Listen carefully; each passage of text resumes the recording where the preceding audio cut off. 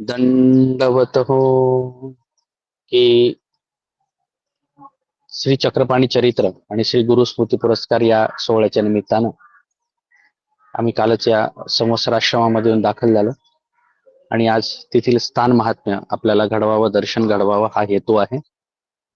आपण पाहत आहात हे संवत्सर येथील महत्वपूर्ण असलेलं मंदिर, अतिशय विशाल असं प्रांगण, गोदावरी नदीच्या इकडे अलीकडच्या पूर्व काठावरती हे मंदिर आहे. इथे कैवल्यवासी महाराष्ट्राधिकरण श्री मोठे संवत्सरचे श्री राजधर बाबा यांचं या ठिकाणी आश्रम त्यांनी स्थापन केलेला आहे आणि इथे अनेक संत मंडळी, आज 200 सव्वा 200 संत मंडळी इथे ज्ञानाध्ययन करीत आहेत. अतिशय प्राचीन असलेली माळवापंथाची ही अध्ययन संस्था, या संस्थेमध्ये अनेक अधिकरण इथून श्री ब्रह्मविद्या शास्त्राचं अध्ययन करून मार्गस्थ झालेले आहेत, धर्मकार्यासाठी सिद्ध झालेले आहेत. असं हे महत्वपूर्ण ठिकाण. आजच्या दिवशी अर्थात गुढीपाडव्याच्या दुसऱ्या दिवशी चैत्र वद्य द्वितीया या दिवशी या मंदिरातील अधिष्ठानाचा वार्षिक यात्रा महोत्सव असतो आणि या महोत्सवाच्या निमित्तानं इथे मोठ्या प्रमाणावर लोकांची उपस्थिती होते. सर्वज्ञ श्री चक्रधर प्रभू 12व्या शतकामध्ये या ठिकाणी आले आणि इथे आल्यानंतर इथे गोदावरी नदीच्या पलीकडे सोनोरी हे ठिकाण आहे, मग शृंगेश्वर, आणि इथून सर्वज्ञ श्री चक्रधर प्रभू या आदित्याच्या मंदिरामध्ये येऊन पोहोचले. हे आदित्याचं मंदिर, आदित्य याचा अर्थ होतो अर्थात सूर्यनारायणाचं मंदिर. त्यावेळेला संपूर्ण महाराष्ट्रामध्ये सूर्य देवतेची उपासना मोठ्या प्रमाणावर केली जात होती, अर्थात तो संदर्भ याच्याशी निगडीत आहे. आणि मग या मंदिरामध्ये सायंकाळच्या वेळेला सर्वज्ञ श्री चक्रधर प्रभूंचं इथे आगमन झालं. बाईस आणि डखले हे दोन्ही परिवार यावेळेला सोबत होते आणि या कालखंडामध्ये या मंदिरामध्ये त्यांची वस्ती झाली. या प्रतिवर्षी या ठिकाणी हा सोहळा आयोजित केला जातो, श्री गुरुस्मृती पुरस्कार आणि ग्रंथ प्रकाशन सोहळा. यावर्षी श्री चक्रपाणी चरित्र या ग्रंथाचं प्रकाशन आहे आणि श्री गुरुस्मृती पुरस्काराचं हे 10वं वर्ष आहे. या 10व्या वर्षामध्ये हा पुरस्कार आदरणीय कवीश्वर कुलाचार्य महंत श्री खामनीकर बाबा, अर्थात कानाशीचे श्री मोठे बाबा कवीश्वर कुलाचार्य, आदरणीय बाबांना मोठ्या सन्मानानं हा सोहळा या ठिकाणी पुरस्कार प्रदान केला जाणार आहे. त्यानिमित्तानं आज इथे मोठ्या प्रमाणावर उपस्थिती राहणार आहे. आपण या मंदिराच्या प्रांगणामध्ये आहोत, ज्या प्रांगणामध्ये आपल्याला संपूर्ण आश्रमाचा परिसर दिसतो आहे आणि या परिसरामधून इकडून या स्थानाच्या निमित्तानं अनेक संत साधकांना या सर्व साधनाचा इथे लाभ घेता येतो. अर्थात असं हे महत्वपूर्ण ठिकाण. सर्वज्ञ श्री चक्रधर प्रभू जेव्हा या ठिकाणी आले, रात्रीचा पूजावसर, मग सकाळचा पूजावसर, मध्यान्हकाळचा पूजावसर आणि मग दुसऱ्या दिवशी इथून ते मार्गस्थ झाले. आदरणीय आचार्य श्री बाबा, अर्थात सांप्रतचे आचार्य श्री राजधर बाबा या संपूर्ण सोहळ्याच्या कार्यसेवेत तत्पर असतात. हा माझा आवाज आपल्यापर्यंत येत असेल. मंदिरामध्ये आपण प्रवेश करतो आहे. या प्रवेशामध्ये आज कवीश्वर कुलाचार्य श्री खामनीकर पिढीचं महत्वपूर्ण वंदन या निमित्तानं आपल्याला करायला मिळत आहे. हा सगळा मंदिराचा प्रांगणाचा परिसर आपल्याला, माझा आवाज आपल्यापर्यंत येत असेल. या मंगल कार्याचा प्रारंभ अर्थातच पारायण सोहळ्याने केला जातो आहे. यासोबतच हा सर्व स्थानाचा जो परिसर आहे आपल्याला सगळ्यांना पाहता येतो आहे. आश्रमाचा हा सर्व परिसर आणि हे मंदिर, या मंदिरामध्ये सर्वज्ञ श्री चक्रधर प्रभूंचं एक वस्ती झाली. वस्ती याचा अर्थ होतो मुक्काम. या सोहळ्यामध्ये स्वाभाविकच या स्थानाचं अधिष्ठान आणि अगोदर अधिष्ठानाचा मी आपल्याला हे दाखवतो आणि त्यानंतर इथलं जे आज प्रमुख वंदन आहे तेही वंदन आपल्याला पाहायला मिळणार आहे. अर्थातच आजच्या सकाळच्या विधीमध्ये इथल्या स्थानाला अभिषेकाचा विधी सुरू आहे. हा अभिषेकाचा विधी आपल्याला पाहता येतो आहे, कारण आज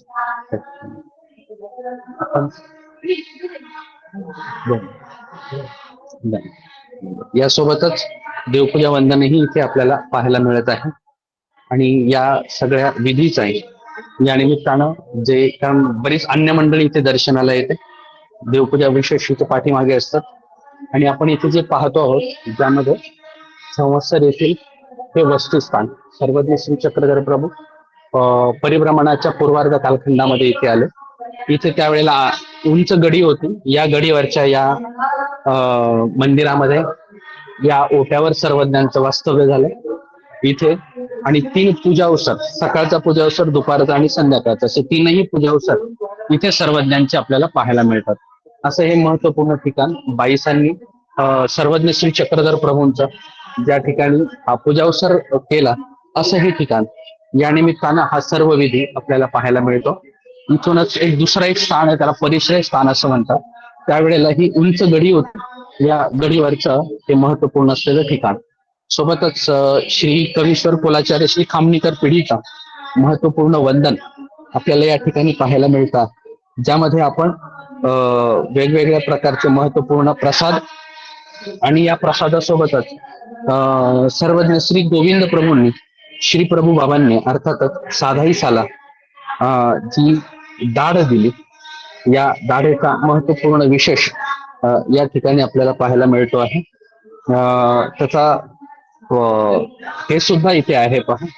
दाढेचे विशेष दोन्ही अर्थात श्री गोविंद प्रभूंचा मूर्तिनिष्ठ प्रसाद दाढ विशेष, ज्या दाढेचे नंतर श्री गोविंद प्रभू बाबांनी साधाई साला दिलेल्या दाढेचे पुढे 5 विभाग झाले. त्यातील महत्वपूर्ण असलेला हा दाढ विशेष आपल्याला या ठिकाणी करायला मिळतो आहे. सोबतच आपल्याला जी मूर्ती दिसते आहे याला फुलारी अर्थात भोगरामची मूर्ती म्हणतात. आणि या भोगरामच्या मूर्तीचा संदर्भ स्वाभाविकच सर्वज्ञ श्री चक्रधर प्रभूंचं ज्या ठिकाणी वास्तव्य झालं असं रामटेक अर्थात भोगराम, त्यानंतर आसन शिन्नस्थळीचा हा ओटा, या ओट्याचाही महत्वपूर्ण आसन शिन्नस्थळी, त्यासोबत तांबोळाचा विशेष आणि हे 2 महत्वपूर्ण ओटे असे हे महत्वपूर्ण असलेलं हे कवीश्वर कुलाचार्य श्री खामनीकर पिढीचं वंदन या निमित्तानं आपल्याला आज या ठिकाणी वंदन करावायला उपलब्ध आहे. सोबतच या सोहळ्याची सुरुवात पारायणाच्या माध्यमातून करण्यासाठी आश्रमस्थ सर्वोत्तम माता भगिनी याच्यामध्ये आहेत, त्यांनाही या सोहळ्याचा लाभ मिळतो आहे.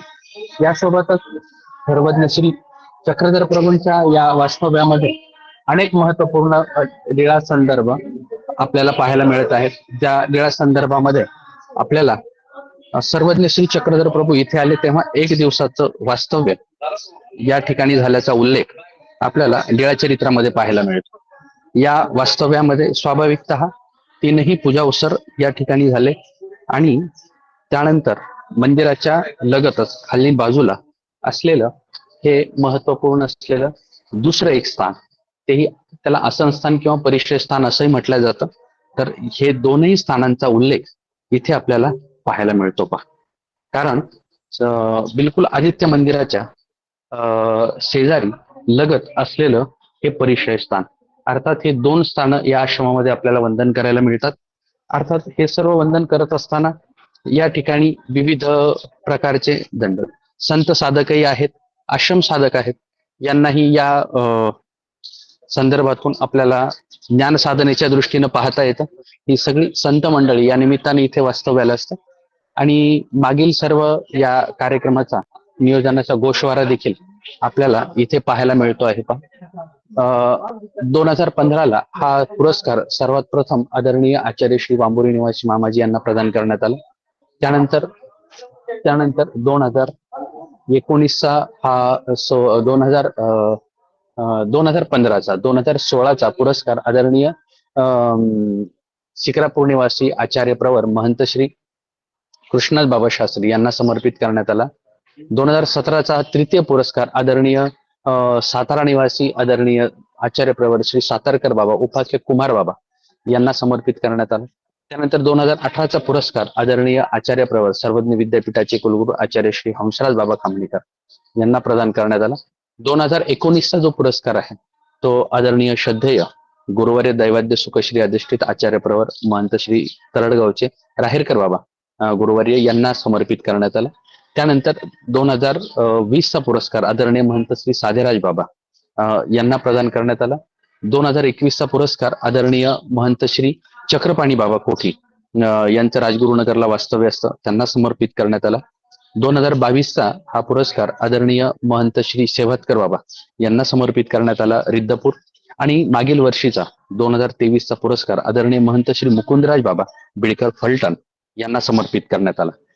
हे सोहळ्याचं 10वं वर्ष आहे. या 10व्या वर्षी हा पुरस्कार आदरणीय श्रद्धेय कवीश्वर कुलाचार्य श्री मोठे खामनेकर बाबा प्रसन्नतेनं कवीश्वर कुलाचार्य या पदावर विराजित झालेले आहेत, त्यांना हा पुरस्कार दिला जातो आहे. या आश्रम संस्थेची अतिशय प्राचीन असणारी परंपरा आहे, ज्याच्यामध्ये म्हाळुंबा पंथामध्ये ज्ञान साधनेसाठी जी प्रसिद्ध असलेली संवत्सरची शाळा या निमित्ताने याच्याकडे पाहिलं जातं. कैवल्यवासी श्री मोठे राजदर बाबा यांचं अध्ययनामधली सूक्ष्मता, सातत्य, कारण ते म्हाळुंबा पंथात इतर कुठल्याही कार्यक्रमात कधी गेले नाही, ते जात नसायचे आणि पूर्ण वेळ ते विद्यार्थ्यांच्या ज्ञान अध्ययनासाठी द्यायचे. त्या अर्थाने आदरणीय बाबांचं ज्ञानाध्ययनातलं सातत्य हा एक महत्वपूर्ण विषय पंथवर त्यावेळेला चर्चेला राहिलेला आहे. अनेक आज महाराष्ट्रामध्ये दिसणारे अनेक संत साधक, अनेक महंत साधक या आश्रमाच्या प्रांगणामधून, या आश्रम संस्थेतून अध्ययन करून पुढे मोठे झालेले आणि शास्त्राध्ययन करून हा वारसा पुढे जोपासणारा हा सर्व परंपरेचा परिवार आपल्याला या निमित्तानं पाहायला मिळतो. आता आपण ज्या खामनेकर पिढीचं महत्वपूर्ण वंदनाच्या संदर्भात माहिती पाहिली, त्यामध्ये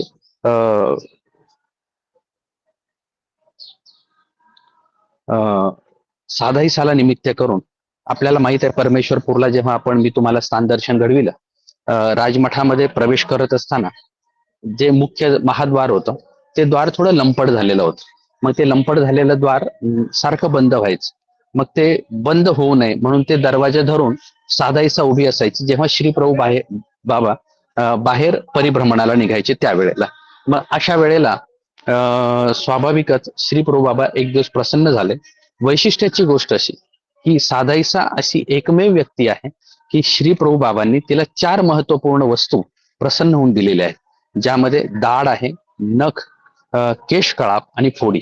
केशकळाप या शब्दाचा अर्थ असा होतो, श्री गोविंद प्रभू बाबांचे श्रीमुकुटाचे केस मोठे होते आणि मग मोठे असलेल्या या श्रीमुकुटाच्या केसाचं भांग विंचरलं जायचं आणि एक वेळ मानेवर अशा बऱ्याच साऱ्या ह्या केसांचा गुंता जेव्हा निघाला तेव्हा श्री प्रभू बाबांनी स्वाभाविकतः तो गुंता साधाईसाच्या हातात देऊन हा केशकळापाचा विशेष आज आपल्याला वर्धनस्थ पिढीमध्ये वंदन करायला मिळतो.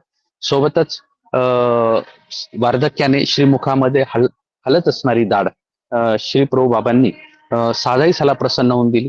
ही आयुष्यभर साधाईसानं जतन करून सांभाळली. मग हा मूर्तिनिष्ठ प्रसाद पुढे त्यांचे नातू आचार्य श्री परशुराम व्यास जेव्हा आले, त्या परशुराम व्यासांना हा प्रसन्नतेनं त्यांनी सुपूर्द केला हा वारसा. आणि मग पुढे परशुराम व्यासांनी नंतर त्यांच्या कालखंडामध्ये या दाढेचे एका सोनाराकडून 5 विभाग केले. यातली 5 विभागामधील 5 विभाग वेगळ्या वेगळ्या ठिकाणी आज वंदन करायला आपल्याला मिळतात. आचार्य श्री परशुराम व्यासांच्या शिष्य परिवारामध्ये हा सर्व नंतर दाढेचा विशेषाचा विस्तार झाला आणि मग त्या दाढेच्या विशेषाची मुळी आजही एका परंपरेमध्ये आपल्याला वंदन करायला मिळते. अर्थात हा इतिहास आपल्याला चरित्र आबाब या ग्रंथामध्ये आपल्याला पाहायला मिळतो. अशा प्रकारे श्री प्रभू बाबांचा मूर्तिनिष्ठ प्रसाद, दाढ, नखाचा विशेष आदरणीय जावळे बाबा शास्त्री यांच्या सावदा येथील आदरणीय महंत श्री जावळे बाबा शास्त्री यांच्या पिढीमध्ये नखाचा विशेष आपल्याला वंदन करायला मिळतो. अर्थात या परंपरेतले श्रीमूर्तिनिष्ठ प्रसादाचे अनेक महत्वपूर्ण संदर्भ आपल्याला या वेगवेगळ्या ठिकाणी पाहायला मिळतात. अर्थात श्री प्रभू बाबांचा असा हा महत्वपूर्ण वंदनाचा विधी आज खामनेकर पिढीच्या निमित्तानं इथे सर्वांना वंदन करायला मिळाला. हे सगळ्यांसाठी एक महत्वपूर्ण महत्भाग्य. अर्थात नियोजन प्रतिवर्षी असं असतं, ज्या अधिकाऱ्यांना हा पुरस्कार दिला जातो त्यांच्या संगोपनामधील महत्वपूर्ण वंदन सगळ्यांना करविण्यासाठी उपलब्ध करून दिल्या जातं. या निमित्तानं त्या वंदनाचाही वंदन करण्याचा विधी प्राप्त व्हावा. आज पहाटेपासूनच हा विधी सर्व सुरू होता. पहाटे 3:30 पासून या परिसरातील, खरं म्हणजे हा सर्व परिसर अनेक उपदेशी लोक या परिसरामध्ये राहतात. याचं कारण असं की जुने मार्ग या परिसरामध्ये वास्तव्याला असायचे. जुने बाबा आईचे श्री गोपीराज बाबा त्यांना म्हटलं जायचं. त्यानंतर आदरणीय श्रद्धेय कैवल्यवासी श्री मोठे राजदर बाबा यांचे देहाचे बंधूच कैवल्यवासी कवीश्वर कुलाचार्य श्री मोठे खामनेकर बाबा, अर्थात बेलापूरला जे ईश्वर दर्शनास गेले ते यांच्या बाबांचे देहाचे बंधूच होते. दोनही अधिकरण त्यावेळेला या परिसरामध्ये यांचे मार्ग फिरस्ती क्रमाने असायचे. आणि हा सर्व जो परिसर आपल्याला दिसतो आहे या परिसरामध्ये महानुभाव पंथाचे अनेक उपदेशी वासनिक नामधारक बंधू भगिनी या परिसरामध्ये वास्तव्याला आहे. याचं कारणही असं आहे, स्वाभाविकतः या संपूर्ण परिसरामध्ये मार्गांचं वास्तव्य आणि पूर्वी फिरस्ती असायची. फिरस्तीने वाड्या वस्त्यांवर इकडे एक नगर जिल्ह्यात एक वैशिष्ट्य तुम्हाला पाहायला मिळेल. इकडे बहुतांशी लोक गावामध्ये न राहता स्वतःच्या वाड्या वस्त्यांवर राहतात, शेता शिवारात राहतात. स्वाभाविकता मग त्यांच्या ठिकाणी जाऊन ज्ञान निरूपण करून त्यांना धर्मासाठी अनुकूल करून अशा प्रकारचा हा सर्व योग या निमित्तानं अनुभवायला मिळतो. आणि इथे फार मोठ्या प्रमाणावर मोठ्या संख्येनं उपदेशी मंडळी आहेत. कैवल्यवासी श्री नामदेवरावजी पर्जनी यांना ज्यांना म्हटलं जायचं, हे या परिसरातील एक ज्येष्ठ व्यक्ती. ते जरी आज निवर्तले असले तरी त्यांचा परिवार आणि हा सर्व पर्जनी परिवार मार्गाच्या या संपूर्ण सेवेमध्ये असतो. अर्थात या परिसरामध्ये मोठ्या प्रमाणावर या सर्व वासनिक नामधारकांची उपस्थिती असते. दुसरा महत्वाचा संदर्भ मी आपल्याला देतो आहे. माझा कदाचित आता मी दाखवण्याचा प्रयत्न करेल आपल्याला, कारण ही गोदावरी नदी आहे. ज्या गोदावरी नदीची ख्याती आपल्या प्राचीन ग्रंथामध्ये पाहायला मिळते. त्र्यंबकेश्वरापासून उगम पावलेली ही गोदावरी नदी पुढे मध्य महाराष्ट्रातून, मराठवाड्यातून पुढे नांदेड राहेर प्रांतातून पुढे मग पुढील राज्याकडे मार्गस्थ झाल्याचे दिसून येते. या दोनही राज्यांची तहान भागविणारी ही महत्वपूर्ण गोदावरी नदी मानली जाते. या नदीच्या उभय तटाकी म्हणजे दोनही बाजूला सर्वज्ञ श्री चक्रधर प्रभूंचं मोठ्या प्रमाणावर विहरण वर्तन वास्तव्य झालेलं आहे. तर या अर्थानं हा सर्व परिसर अतिशय पवित्र मानला जातो, वंदनीय मानला जातो. या संवत्सर गावाच्या अर्थात पलीकडच्या बाजूने आता मोठा हमरस्ता गेल्यामुळे कदाचित आपल्याला दिसणार नाही, परंतु या हमरस्त्याच्या पलीकडे शृंगेश्वराचं मंदिर आहे. तिथे सर्वज्ञ श्री चक्रधर प्रभूंचं आसन स्थान आहे. उंच अशा पायऱ्या होत्या, त्या पायऱ्यावर विराजित होऊन सर्वज्ञ श्री चक्रधर प्रभू तिथे काही वेळेला आसनस्थ झाले, म्हणून त्याला आसनस्थान असं मानलं जातं. त्याला 5 पायऱ्याचं स्थान या नावाने आज लोकांमध्ये ते परिचित आहे. अर्थात त्याच्याच बिलकुल विरुद्ध बाजूला, नदीच्या पलीकडच्या बाजूला दुसरा शृंगेश्वर मानला जातो, ज्यामध्ये शृंग ऋषीचं, विभांडक ऋषीचा आश्रम त्या ठिकाणी होता. आणि शृंग ऋषीची कथा आपल्याला माहित आहे, आपण आपल्या सूत्रामध्ये ती पाहिलेली होती. ऋषी शृंग श्री पुरुषाईचा विभागही नेणे परी संबंधे पोराचे चैतन्य वेधले, अशा प्रकारच्या शृंग ऋषीच्या तपसाधनेनं, विभांडक ऋषीच्या तपसाधनेनं पवित्र झालेला हा दंडकारण्याचा परिसर मानला जातो. सर्वज्ञ श्री चक्रधर प्रभू तिथे विसावलेत. तिथले एक महत्वपूर्ण आख्यायिका संदर्भ असा आहे की माळवा पंथामध्ये जे अनेक काव्यग्रंथ जे तयार झाले, त्यामध्ये संतोष मुनी विरचित रुक्मिणी स्वयंवर या ग्रंथाची निर्मितीचा प्रारंभ त्या ठिकाणी झालेला आहे. तिथे त्यांना ही स्फुरद्रूपता झाली आणि मग त्या स्फुरद्रूपतेतून त्यांनी रुक्मिणी स्वयंवर ग्रंथ लिहायला प्रारंभ केला, निर्माण कार्याला सुरुवात झाली आणि तो रुक्मिणी स्वयंवर ग्रंथ सिन्नर या ठिकाणी पूर्णत्वाला गेला. त्यांचा मानस होता की मला प्रत्यक्ष परमेश्वराची भेट व्हावी, भेटीचा योग यावा, सोबत एक आश्चर्यकारक परीस असतो, परीस मला पाहायला भेटावा आणि या ग्रंथाने लोकांच्या मनोकामना पूर्ण व्हाव्यात. अदृष्टाने त्यांची 3ही मनोकामना पूर्ण केल्या. कारण तिथे जेव्हा ते सिन्नरला येऊन पोहोचले, ग्रंथ पूर्ण झाला आणि त्यांच्या गुरूंशी त्यांचा थोडा विसंवाद होता. त्यांच्या गुरुच्या रूपामध्ये प्रत्यक्ष परमेश्वराने भेट दिली. त्यांच्या लक्षात आलं नाही. दुसऱ्या रात्री मात्र त्यांना दृष्टांत असा जाणवला की मी तुला तुझ्या गुरुच्या रूपामध्ये भेटलो, पण तू मला ओळखलंही नाही. तर त्यांना फार हळहळ वाटली आणि शेवटची ओवी पूर्ण करत असताना, पूर्वी पहा टाकाने लिहिल्या जायचं, टाक असायचे शाईचे, आणि त्या टाकाने लिहित असताना त्यांनी नीप घासण्यासाठी तिथे एक दगड घेतला आणि घासून आता लिहित होते, तेव्हा त्यांच्या लक्षात आलं की ती लोखंडी असलेली नीप सोन्याची झालेली होती. त्या लक्षात आलं, आपण जो याला दगड म्हणून हातात घेतला, हा दगड नाही, हा परीस आहे. आणि मग या परिसाचंही त्यांना या निमित्तानं दर्शन झालं. नंतर त्यांनी तिथल्या विहिरीमध्ये तो विसर्जित केला, कारण जर तो स्वतःजवळ राहिला तर स्वाभाविकच पुन्हा द्रव्याचा लोभ निर्माण होईल, म्हणून त्यांनी तो परीस तिथल्याच विहिरीमध्ये विसर्जित केल्याचा उल्लेख मार्ग परंपरेनं बोलला जातो. त्यानंतर पुढे आपण शृंगेश्वराचं स्थानवंदन करून नदीच्या पुढे आलो की कोकमठाण असं एक ठिकाण पाहायला मिळतं. अर्थात कोकमठाणी सर्वज्ञांची वस्ती झाल्याचा उल्लेख आपल्याला या लीळाचरित्रामध्ये पाहायला मिळतो. तिथे दामोदराचं मंदिर आहे. दामोदर म्हणजे त्याला माडी असं म्हणतात. निखंब माड अवलोकन अशी लीळा आपल्याला कोकमठाणला पाहायला मिळते. म्हणजे आज जसा सज्जा असतो, पोर्च असतो पुढे आलेला, त्याला उभे खांब नसतात, कारण तो अशा प्रकारे तेवढाच पुढे आलेला असतो. तसं तो सज्जा पुढे आलेली होती त्याला निखंब म्हणजे खांब नसलेला माड अवलोकन करणे, अशा प्रकारचा लीळा संदर्भ आपल्याला कोकमठाण या ठिकाणी पाहायला मिळतो. तिथे अग्निष्टिका होती. अग्निष्टिका म्हणजे त्या अग्निष्टिकेच्या माध्यमातून सर्वज्ञांचं तिथे आसन झाल्याचा उल्लेख आपल्याला तिथेही पाहायला मिळतो. तर असं एक कोकमठाण, आणि तिथे उंच मंदिर होतं. मंदिराच्या वर गेल्यानंतर सर्वज्ञांनी तिथून पुंतांब्याचं ठिकाण दाखवल्याचं वर्णन आपल्याला लीळाचरित्रामध्ये पाहायला मिळतं. असं पाठीमागे सोनोरी, मग सुरेगाव सोनोरी, मग इथे शृंगेश्वर, विभांडक, मग हे आदित्याचं मंदिर अर्थात संवत्सर, मग इथून कोकमठाणी वस्ती, आणि मग तिथून पुढे आता हा 5 पायऱ्याचा हा परिसर आहे. आपल्या लक्षात येईल, मी थोडंसं अगोदर आपल्याला बाकीचा भूगोल दाखवतो, मग स्थानाकडे घेऊन जातो. इकडे जर पाहिलं तर ही गोदावरी नदी आहे. हा या गोदावरी नदीचा अलीकडचा काठ आहे. वरच्या बाजूला कोपरगाव हे शहर आहे, तिकडून प्रवाहित झालेली ही गोदावरी नदी पुढे खाली अशा प्रकारे पैठणच्या धरणाकडे जाताना दिसते. ही गोदावरी नदी आहे. या गोदावरीच्या नदीच्या आता ही घनदाट झाडी जी समोर दिसते आहे पहा, माझ्या बोटासमोर तुम्हाला दिसेल, इथे विभांडक ऋषीचा आश्रम होता. आणि या आश्रमामध्ये एक आसनस्थान आहे, जिथून पुढे रुक्मिणीश्वर ग्रंथाच्या निर्मितीला प्रारंभ झाला. असं विभांडक स्थान, त्याला आसनस्थान असं म्हणतात. हा दोनही काठाला जोडणारा पूल आहे, आणि त्याच्या पलीकडे कोकमठाण हे ठिकाण आहे. आणि आता मी ज्या मंदिराच्या प्रांगणामध्ये आहे, याला शृंगेश्वराचं मंदिर म्हणतात. शृंग ऋषीचं हे मंदिर आहे. अर्थात या मंदिराला, हे प्राचीन असलेलं मंदिर आहे. या प्राचीन असलेल्या मंदिराकडे जाण्यासाठी पूर्वी इथून समोरून अशा पायऱ्या होत्या.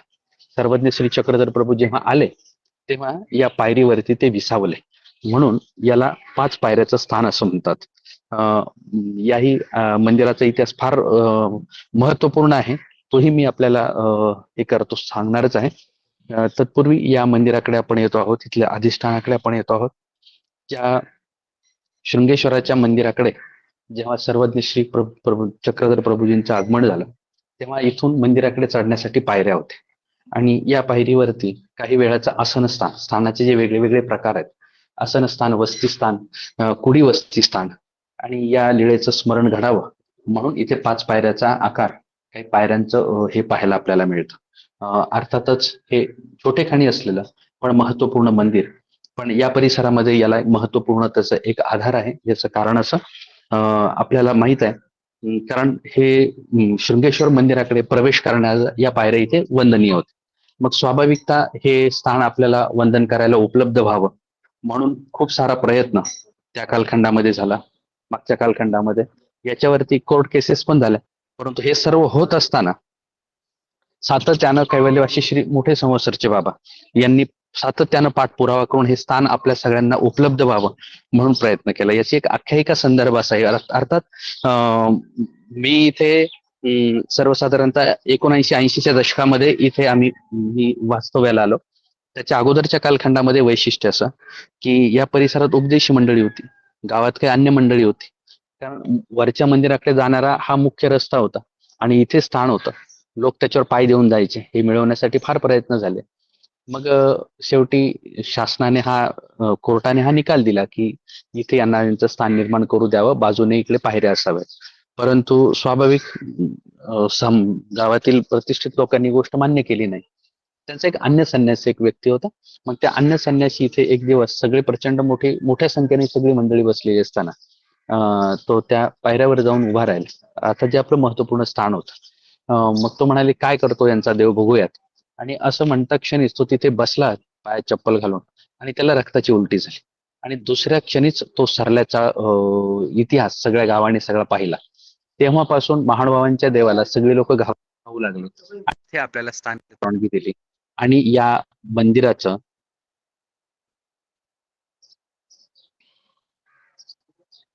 या मंदिरासाठी पलीकडून स्वतंत्र असलेल्या पायऱ्या आता निर्माण केलेल्या आपल्या लक्षात येईल. आता वर मंदिराकडे जाणारी मंडळी पलीकडच्या पायऱ्याने जाते. आणि महानुभाव पंथाच्या स्वाभाविकता या चमत्कारिक घटनेनंतर लोक फार आदराने संप्रदायाकडे आदरयुक्त भीतीने पाहू लागले. अशा काही आख्यायिका असतात जेव्हा एखादं स्थान परमेश्वराला सर्वांसाठी उपलब्ध करून द्यायचं असतं अदृष्टाला, तेव्हा असे काही चमत्कार घडतात आणि या चमत्कारातून पुन्हा ते स्थान आपल्यासाठी उपलब्ध होतं. असं हे महत्वपूर्ण असलेलं 5 पायऱ्याचं हे आसनस्थान. अशा अनेक महत्वपूर्ण स्थानांचा संदर्भ या परिसरामध्ये आहे. आज संवत्सर या ठिकाणी आल्यानंतर हे सर्व स्थानवंदन इथलं महात्म्य आपल्याला सगळ्यांना प्रगट व्हावं, हा पवित्र हेतू या पाठीमागे होता. आज ठीक सकाळी 10 ते 12 साडेबारा पर्यंत ग्रंथ प्रकाशनाचा सोहळा आणि त्यासोबतच श्री गुरु स्मृती पुरस्कार, कविलाशी श्री मोठ्या बाबांच्या आठवणीचा असा महत्वपूर्ण ठेवा हा सोहळा संपन्न होणार आहे. त्याबद्दलची पण माहिती मी नंतर आपल्याला उद्याच्या सत्रामध्ये देणारच आहे. अर्थात या ठिकाणी आज हे सर्व संवत्सर परिसरातील स्थानांचं महात्म्य आपल्या सगळ्यांना समजावं या दृष्टिकोनातून आज आपण हे सत्र घेतलं. वेळ आपला थोडा जास्त झालाय, परंतु हे महत्वपूर्ण स्थानांचे संदर्भ जेव्हा केव्हा तुम्ही या परिसरामध्ये स्थानवंदन करायला याल तेव्हा तेव्हा तुम्हाला हे निश्चित आठवले पाहिजे. त्याच्यासाठी हे स्थान महात्म्य वर्णन आपल्याला सांगितलं जातात. आपला वेळ संपतोय, आपण या ठिकाणी थांबतो आहोत. उद्याच्या सत्रामध्ये आपण दैनंदिन आपल्या अध्ययनाच्या सूत्राच्या दृष्टीने आपलं चिंतन करणार आहोत. दंडवत हो. दंडवत.